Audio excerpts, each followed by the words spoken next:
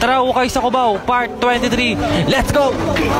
So dito hindi ko na pinahaba yung video, sumakay na agad ako ng tricycle papuntang Sakayan, and then yan, tamang flex lang ng New Balance natin pero galing Ukayan. Dito naman naghihintay na tayo ng minibus na pwede natin sakyan papuntang Cubao, pero sobrang traffic kasi nga rush hour, so yan, tamang hintay lang ako dito. Dito hindi ko na tinuloy yung mag-Cubao, nag-LRT na lang ako dito, tapos tamang flex lang tayo ng beep car dyan, kalmo first time. So yan, naglalakad na nga tayo, then bigla tayo napadpad dito sa Pure Gold Cubao, so hindi ko rin alam kung bakit ganon, bigla tayo napunta dito. Dito naman nasa may Farmers Cubao na tayo, tapos muntik na tayo mabangga sa kotse, buti na lang mabilis instinct ko, hehe. So yan, nandito na tayo sa Inukayan ko, and then biglang sinabi natin na sarado pa daw, tapos bigla ako dito napathumbs up. So yan, nandito na tayo sa may kabilang entrance ng Inukayan ko, kaya pala walang tao kanina sa loob, and then biglang nagtataka si ate kung ba't daw ako nakapasok, eh sarado pa daw.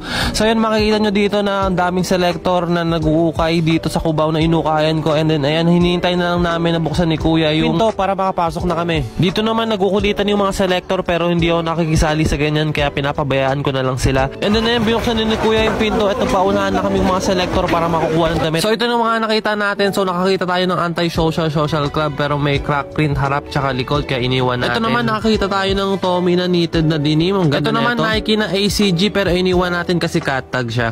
Tapos nakakita naman tayo dito ng Jack Daniels na Hanes tag, ang ganda na ito. Ito naman Uniqlo na Air Asim, dalawang puti. Dito naman nakakita tayo dito ng Balenciaga na shirt, pero iniwan natin kasi off. Dito naman nakakita tayo ng Joker na damit, pero tinitignan ko dito kung dated ba yung Batman na nakalagay, pero hindi. Nakakita rin tayo dito ng Champion, pero iniwan natin kasi parang pagod na. Ito naman nakakita tayo ng Champion spell out tsaka script, ang gaganda. Sheesh! Ito naman Harley Davidson, halatang off siya kaya iniwan na lang natin. Ito naman Nike na Windbreaker, ang ganda na ito, promise, embroid pa yung logo, tapos gray tag. Ayan, makikita rin natin yung back hit niya, ang ganda, Nike Football Camp. Sunod naman tong Bossini, akala ko nakuha ko na RL, pero Bossini pala, kaya buwisit. Ito naman nakakita tayo dito ng Nautica na polo, tapos embroid pa yung logo, ang ganda na ito, promise. Ito naman nakakita tayo dito ng RL, tapos green tag pa, tapos knitted, kaso pambabae. Ito naman nakakita tayo dito ng Ben Davis, tapos may pocket pa, solid, grabe. Ito naman pamalakasan na lahat, ACG na Nike, tapos ito yung harap niya, ang ganda, sobra, promise mga pare, kung alam nyo lang.